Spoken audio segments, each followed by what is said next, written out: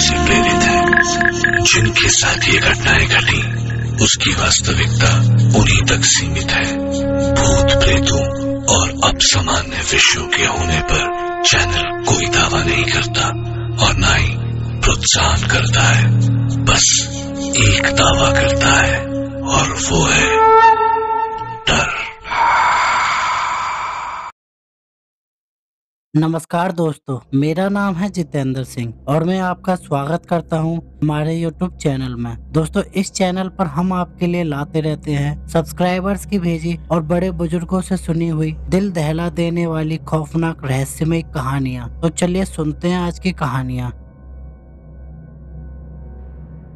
यह एक बहुत छोटा एक्सपीरियंस है जो मेरी दादी के साथ हुआ था। मेरे बड़े होने के बाद मेरी माँ ने यह बात मुझे बताई। मेरे पिता ने 1981 में दिल्ली में एक निर्माणाधीन डीडीए का फ्लैट खरीदा था। उस समय वह एरिया जहां हमारा फ्लैट था जंगल की तरह था। आज यह अच्छी तरह से विकसित और पॉश इलाके में आता है और जिसने इसे निर्माण के दौरान देखा था वह विश्वास नहीं कर पाएगा कि यह वही कॉलोनी है जो जंगल की तरह थी। जब मेरे पिता ने घर खरीदा तो वह इलाका अभी भी विकसित हो रहा था, लेकिन मेरा परिवार पहले ही शिफ्ट हो चुका था। मेरी मम्मी, पापा, दादी, बड़े भाई और बड़ी बहन। उस समय मेरा जन्म नहीं हुआ था। मेरी दादी को वहां शिफ्ट करने की एकदम इच्छा नहीं थी क्योंकि यह जगह अभी भी निर्माणाधीन थी और आसपास के अन्य घरों में कोई नहीं रहता था। फिर भी हम सब शिफ्ट हो गए। तो रात का समय था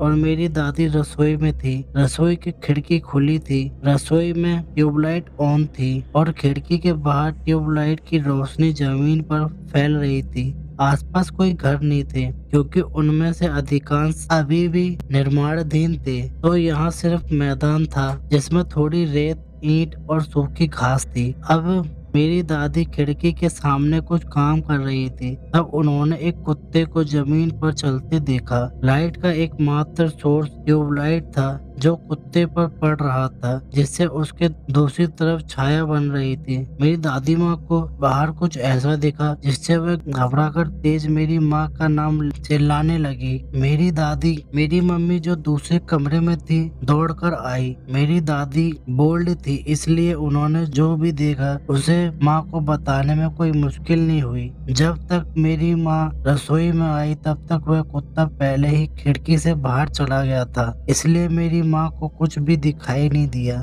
लेकिन मेरी दादी ने बताया कि खिड़की के सामने से जो कुत्ता गुजरा, दिखने में तो एक कुत्ता था लेकिन उसकी परछाई इंसान की थी। मेरी माँ को इस बात पर विश्वास नहीं हुआ और वह दादी को बोली, हो सकता है कि सामने रखे रेत और ईंट के कारण कुत्ते की परछाई बिगड़ी हुई दिखाई दे रही हो। हालांकि मेरी दादी ने कहा कि वह अपना चश्मा पहने हुई थी। किचन की लाइट खिड़की के बाहर बहुत क्लियर दिख रही थी और इसलिए उन्हें जो कुत्ते की छाया दिखी वह बिल्कुल साफ थी। पक्के तौर पर कुत्ते की छाया बिल्कुल मानव छाया की जैसी थी। खिड़की के पास कोई और मौजूद नहीं था, इसलिए कुत्ते के अलावा किसी मनुष्य की छाया बनने की कोई संभावना नहीं थी। कुत्ते के साथ साथ छाया भी उसके साथ चली गई, इसलिए कोई संभावना नहीं थी कि वह दादी की छाया थी।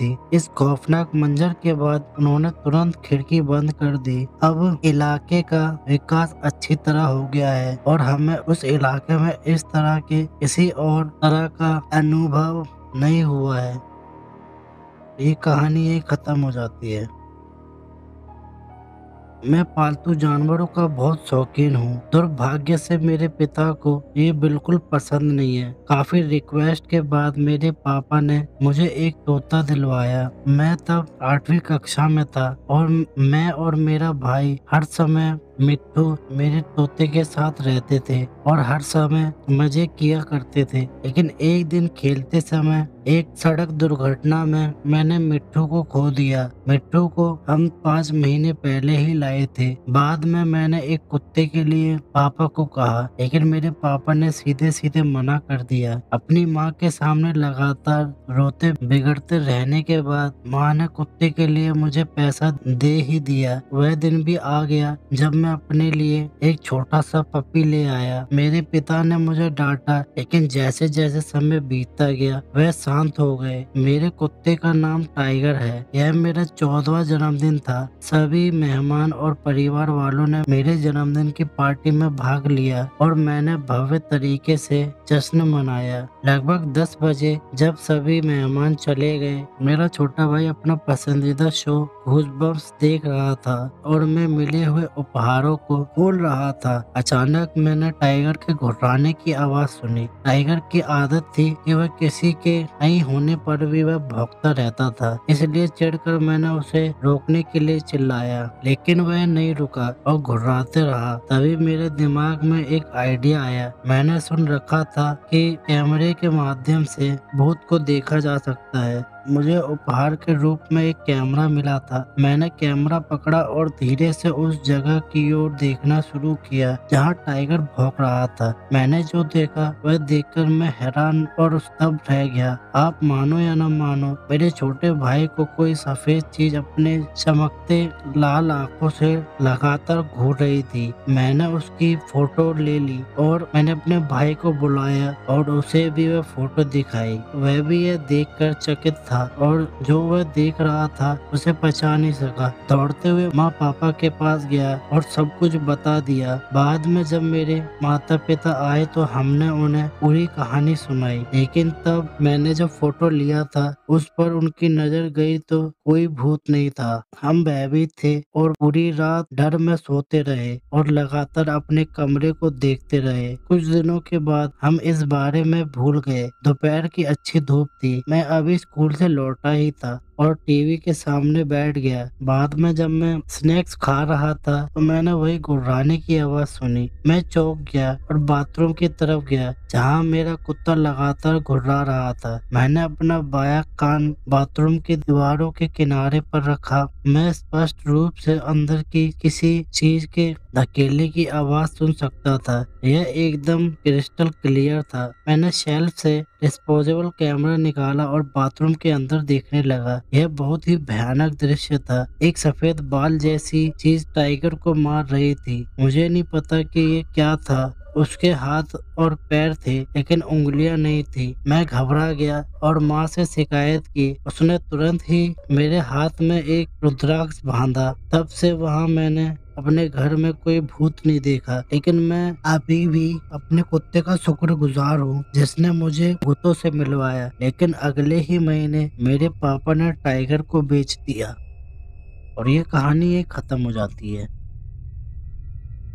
मैं एक आईटी कंपनी में काम करता हूँ। कभी कभी काम करते हुए काफी देर रात भी हो जाती है और देश भर में कुछ ऑफिस ऐसे भी है जहाँ पहुँचने में थोड़ी परेशानी भी होती है। 2-3 रात पहले की बात है। मैं अपने साथ ही काम करने वाले एक लड़के के साथ ब्रेक में स्मोक करने के लिए निकला। उस समय हम ऐसे ही कुछ बातें कर रहे थे और कुछ बेकार चुटकुलों पर हंस रहे थे। थोड़ी देर बाद मैंने स्पष्ट रूप से मेरे पीछे किसी के चलने की आवाज सुनी। सूखे पत्तों पर चलने से जिस तरह की आवाज निकलती है, ठीक वैसे ही मैं ये सुनिश्चित करने के लिए कोई मेरे पीछे है, मैंने पलटकर पीछे देखा, लेकिन वहाँ कोई भी नहीं था। एक और सहज प्रतिक्रिया देते हुए मैंने कहा, क्या था ये? जिस पर मेरे सहकर्मी ने जवाब दिया कि उसने अभी किसी बच्चे को देखा है। हमने सोचा एक बच्चा 1 बजे हमारे ऑफिस परिसर में क्या कर रहा था। लगभग तुरंत मुझे वे कहानी याद आ गई जो मैंने तब सुना था जब मैं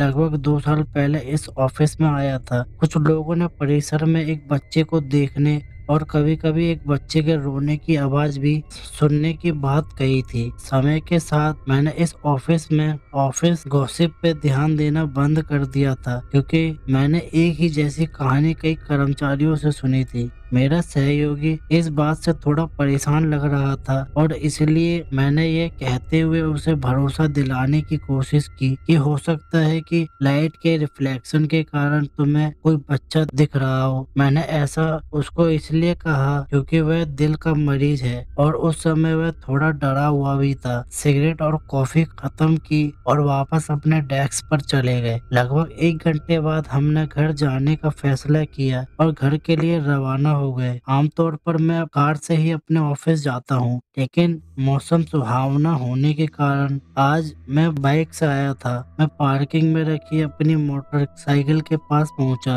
और इसे स्टार्ट करने वाला था, तभी मैंने लगभग 10 फीट दूर खड़े एक बच्चे को स्पष्ट रूपरेखा देखी। इसे लाइट का रिफ्लेक्शन मानते हुए मैंने करीब जाकर खुद से देखने का फैसला किया। आश्चर्य की बात तो यह थी कि उस परछाई में मैं एक लड़के का स्पष्ट रूपरेखा देख पा रहा था। मैंने उस समय उससे बात करने के बारे में सोचा, लेकिन फिर इस विचार को जाने दिया। इसके बजाय मैंने मन में ही एक छोटी सी प्रार्थना और परेशान आत्मा की शांति के लिए दुआ मांगी। जैसे ही मेरी प्रार्थना पूरी हुई, वह रूपरेखा वहां से गायब हो गई थी। मैं घर चला आया और सोचा कि अगर मैं फिर से उस बच्चे की परछाई को देखूंगा तो मैं उसकी किसी भी तरह की मदद कर पाऊंगा तो जरूर करूंगा। और ये कहानी ये खत्म हो जाती है। तो दोस्तों, ये थी आज की कहानियाँ।